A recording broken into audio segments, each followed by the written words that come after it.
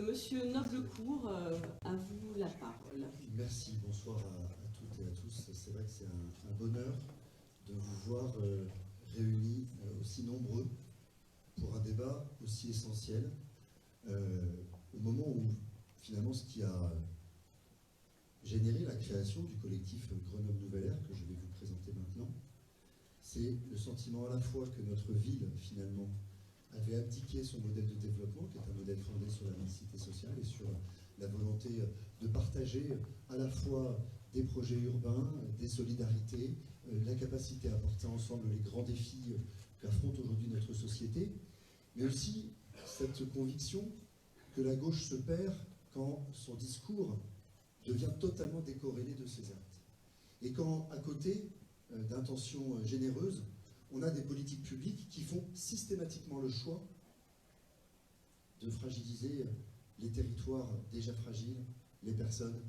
déjà vulnérables.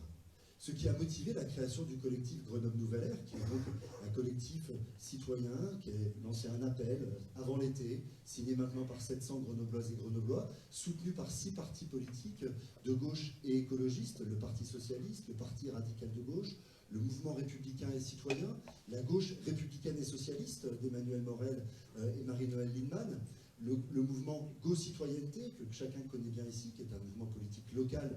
important, et puis CAP 21, qui est un mouvement écologiste national qui nous soutient. Ce qui nous a motivés, c'est le sentiment qu'il fallait aujourd'hui construire une alternative de gauche à une gestion qui, pendant 6 ans, a tourné le dos aux quartiers populaires, à l'éducation populaire, aux priorités de solidarité qui devraient être celles d'une équipe municipale de gauche. On doit accepter, lorsqu'on se revendique de la gauche de transformation sociale, d'être jugé sur la situation des plus vulnérables. Est-ce que la situation des plus vulnérables s'est améliorée pendant ces 6 années? Ça n'est pas notre sentiment. Et donc, nous voulons porter aujourd'hui, à la fois dans la composition de notre liste, vous avez dans Grenoble Nouvelle Ère beaucoup de responsables associatifs, d'habitants, de quartiers, de personnes qui ont tout au long de leur vie à Grenoble porté des engagements. Nous sommes une liste composée de femmes et d'hommes très engagés, mais avec au-delà un projet qui tout entier est orchestré, est architecturé autour de l'enjeu de la mixité sociale.